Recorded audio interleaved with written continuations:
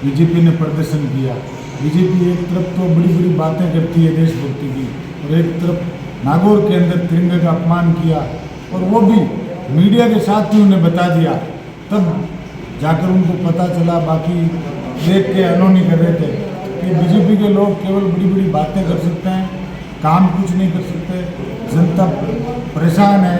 यहाँ नागौर की आप देखें तो प्रशासन इतना ज़्यादा हावी है, उसकी सीमा नहीं, नेता किसी की चल नहीं रही है, प्रशासन अपनी मर्जी से काम कर रहे हैं, लूट खसोट चल रही है, दलालियाँ कर रहे हैं।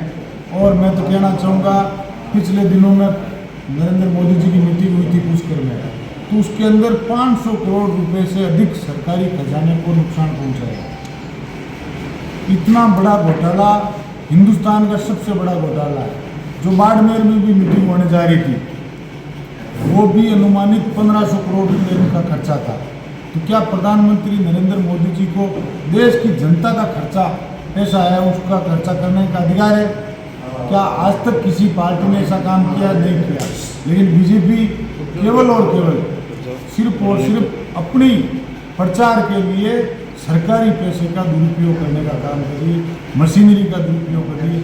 प्रशासन के उच्च अधिकारियों को छोटी छोटी ड्यूटी लगाकर ये कहना कि रैली को सफल करना है, तो मुझे नहीं, आप सबको, आम जनता को लगने लग गया है मोदी जी की फैन फॉलोइंग जीरो हो गई है। 56 इंच का सीने का पता चल गया है कि 56 इंच का सीना इनका नहीं है। अमित शाह भी डर गए हैं, ये बौखला गए हैं, चुनाव में जवाब दे दिया जाएगा। आम जनता ने ये तय कर लिया है कि अब हम महिला हो, चाहे नौजवान हो, किसान हो, दलित हो, अल्पसंख्यक हो, हर एक वर्ग ने ये तय कर लिया आने वाले वक्त में मोदी जी को उखाड़ कर फेंकने का काम करेगा। सर, कल पंचायत चुनाव को लेकर के कांग्रेस का महिला आरक्षण से संबंधित है, आप महिला आरक्षण से संबंधित हमसे सवाल कीजिए। प्रेस कॉन्फ्रेंस का हमारा आज का मुख्य एजेंडा। हमारे बीच में उपस्थित हमारे प्रधान सुनीता सांगवा जी, हमारे बीच में महिला कांग्रेस जिलाध्यक्ष बहन सीमा सोलंकी जी, प्रदेश सचिव रामनिवास जी, सभी सम्मानित कांग्रेस के पदाधिकारीगण, महिला बहनें और अति सम्मानित आज इस प्रेस वार्ता में पधारे मेरे पत्रकार साथीगण, आप सभी का मैं स्वागत करती हूँ, अभिनंदन करती हूँ।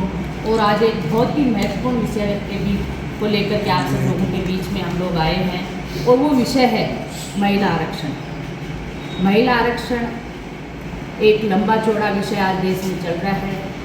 क्या है महिला आरक्षण? कहाँ संसद का सत्र, विशेष सत्र बुलाने को की आवश्यकता पड़ी मोदी जी को इस महिला आरक्षण बिल को लेकर के? और इस महिला आरक्षण बिल के आड़ में देश की जो मोदी जी के नेतृत्व में देश में सरकार चल रही है, वो क्या करना चाहती है, उन तमाम बिंदुओं को लेकर हम आपके बीच में आए हैं।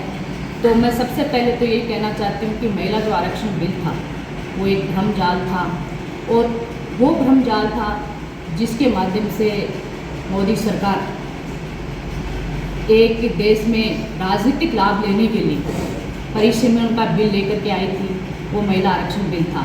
और देश की जो मुख्य मुद्दे थे, उन मुद्दों से आम जनता का ध्यान भटकाने का काम महिला आरक्षण बिल के माध्यम से किया जा रहा था। महिला आरक्षण, कौन से महिला आरक्षण की आप बात करते हैं? भारतीय जनता पार्टी आज जिस महिला आरक्षण की बात करती है, तो मैं भारतीय जनता पार्टी के द्वारा जो भ्रमजाल फैलाया जा रहा है, जो प्रदर्शन किए जा रहे हैं, मैं उनसे पूछना चाहती हूँ आपके माध्यम से, मीडिया के साथियों के माध्यम से, कि आपने अपनी पार्टी में कितनी महिलाओं को आपने कभी राष्ट्रीय अध्यक्ष बनाया? कभी नहीं बनाया। जबकि कांग्रेस पार्टी जो हमेशा महिलाओं के साथ खड़ी रही है, कांग्रेस पार्टी ने अपनी राष्ट्रीय अध्यक्ष चाहे एनी बेसेंट हो, चाहे प्रधानमंत्री इंदिरा गांधी जी हो, चाहे सरोजिनी नायडू जी हो, चाहे सोनिया गांधी जी हो, हमारी 5 महिलाएं राष्ट्रीय कांग्रेस के अध्यक्ष बनी हैं। भारतीय जनता पार्टी में आज तक राष्ट्रीय अध्यक्ष नहीं बनी। और जो महिला आरक्षण की बात करते हैं कि हम राजनीति में महिलाओं को आरक्षण देना चाहते हैं, तो मैं थोड़ा सा आपका ध्यान पीछे की ओर लेकर के जाना चाहती हूँ कि महिला आरक्षण देने की मंशा हमारे कांग्रेस की पार्टी की देन थी, हमारे पूर्व प्रधानमंत्री राजीव गांधी जी की देन थी, जिन्होंने पंचायती राज और नगर निकाय में 73वां और 74वां संविधान संशोधन करके महिलाओं को 33% राजनीति में आरक्षण दिया। और राजस्थान सहित कई ऐसे प्रदेश हैं जिनमें पंचायती राज में 50% महिलाओं को आरक्षण दिया गया। उसका उदाहरण, उसका प्रोडक्ट मैं स्वयं भी पंचायती राज की जनप्रतिनिधि के रूप में चुन करके महिला आरक्षण की वजह से आज आपके बीच में इस प्रेस वार्ता को संबोधित कर रही हूँ। और कांग्रेस पार्टी वो पार्टी रही है जो हमेशा महिलाओं के साथ खड़ी है। देश की पहली महिला प्रधानमंत्री कांग्रेस पार्टी ने दी है, वो श्रीमती इंदिरा गांधी जी थे, जो आयरन लेडी के नाम से देश और दुनिया में विख्यात थी।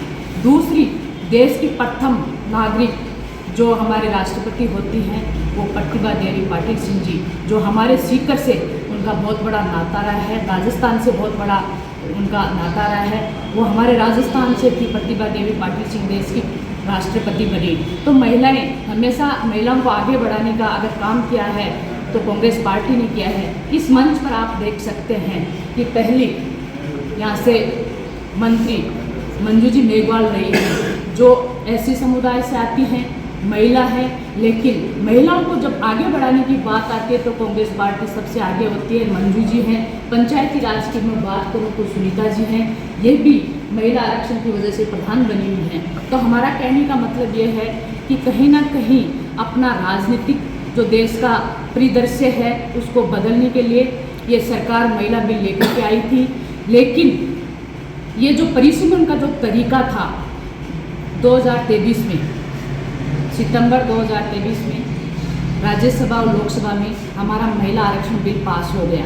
उसके बाद में आज वो महिला आरक्षण का बिल संविधान का हिस्सा है, लेकिन विशेष सत्र बुला करके 16 से 18 अप्रैल 2026 को और रात 11 बजे, 16 अप्रैल को रात 11 बजे इस बिल को गजट नोटिफिकेशन किया गया, जो लागू है। अगर मोदी जी की मंशा है, अगर सरकार की मंशा है, अगर भारतीय जनता पार्टी की मंशा है, तो इस महिला आरक्षण बिल जो सितंबर 2023 से लागू हो गया था, संविधान का हिस्सा है, कानून बनकर के तैयार है।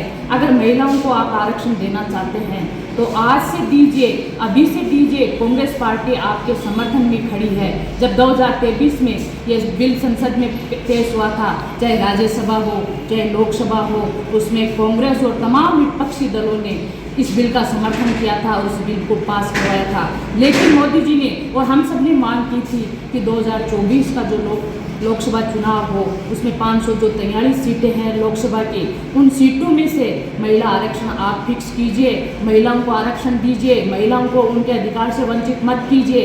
लेकिन मोदी जी और उनकी सरकार ने जनगणना का एक आंकड़ा पेश करके कि पहले जनगणना होगी, उसके बाद में महिला आरक्षण लागू होगा। लेकिन जनगणना कब होनी थी, मैं आप लोगों का ध्यान आकर्षित करना चाहती हूँ कि हर 10 साल में जनगणना होती है देश में। 2014 से मोदी जी सत्ता में हैं, 2021 में जनगणना होनी चाहिए थी देश में, लेकिन आज 2026 चल रहा है और 27 तक भी जनगणना के आंकड़े अगर आ जाएं तो ये कोई निश्चित नहीं है कि जनगणना कंप्लीट हो जाएगी। आज 15 साल से देश में जनगणना नहीं हो रही है और वो पुराने बिल से जो 2011 की जनगणना है, 2011 की जनगणना से वो महिला आरक्षण देने की बात कर रहे हैं और उन 543 लोकसभा सीटों पर आरक्षण देने की बात नहीं करके 850 सीटें करके अलग से हम महिलाओं को आरक्षण देना चाह रहे हैं। उसमें भी डिवाइडेशन उन लोगों ने किया है कि 815 सीटें जो हमारे स्टेट हैं, राज्य हैं, उनकी होंगी।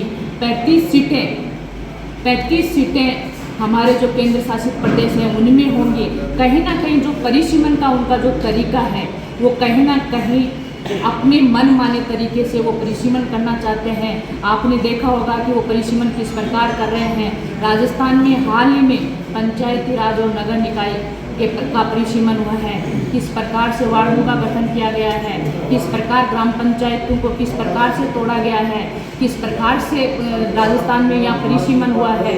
और आप परिसीमन का उदाहरण अगर देखना चाहते हैं तो असम में और जम्मू कश्मीर में वहाँ की जनता के मन के बावजूद वहाँ की जनता बिल्कुल भी वहाँ परिसीमन नहीं चाह रही थी, लेकिन असम और जम्मू कश्मीर में ज़बरदस्ती वहाँ पर परिसीमन किया गया और वो परिसीमन 2001 और 2011 की जनगणना के अनुसार किया गया, जो कहीं ना कहीं इस भारतीय जनता पार्टी की जो हमारे मुख्य मुद्दे हैं शिक्षा है, चिकित्सा है, बेरोजगारी है, जो देश के ज्वलंत मुद्दे हैं उनसे ध्यान भटका करके महिला आरक्षण का बहाना लेकर के देश को बहाना लेकर के देश का ध्यान भटकाने की कोशिश की जा रही है। कोई सवाल? आपको अपना सवाल पूछ सकते हैं।